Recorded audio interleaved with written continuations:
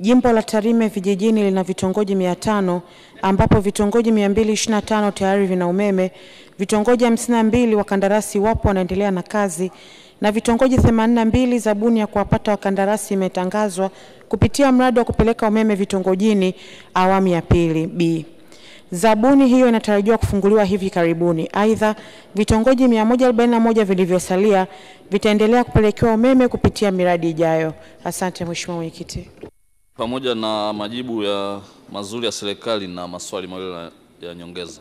Swali la kwanza, kwa kuwa katika awamu ya kwanza na ya pili ya usambazaji umeme vijijini kupitia programu hii ya REA ilikuwa ikihusisha usafirishaji na usambazaji, lakini sasa hivi umeme umeshafika maeneo mengi katika vijiji kote nchini.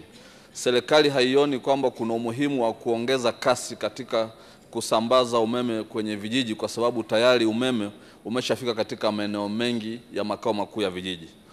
Swali la pili, katika wananchi wengi wameshalipia gharama zile za uunganishwaji umeme, lakini mpaka sasa wengi bado hawajaunganishwa.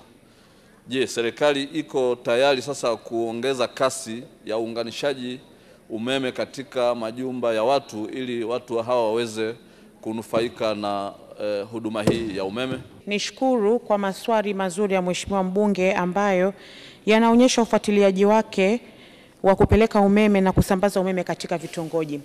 Mheshimiwa Mwenyekiti, serikali inayo mpango wa kuongeza kasi ya kusambaza umeme kwenye vitongoji. Kama ambavyo wengi wanafahamu, katika kipindi cha miaka 5 serikali imedhamiria kupeleka umeme katika vitongoji 20,000 kwa bajeti ya takriban trilioni 5.8, na kwa awamu ya kwanza tumeshatangaza sasa vitongoji 9,000 kwa ajili ya kuwatafuta wakandarasi, mradi ambao utagharimu takriban trilioni 1.5.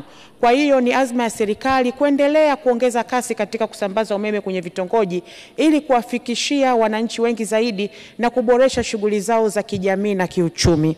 Na katika swala la pili la kuunganisha umeme, serikali inayo mikakati ya kuendelea kuboresha na kufikisha huduma kwa haraka kwa wananchi.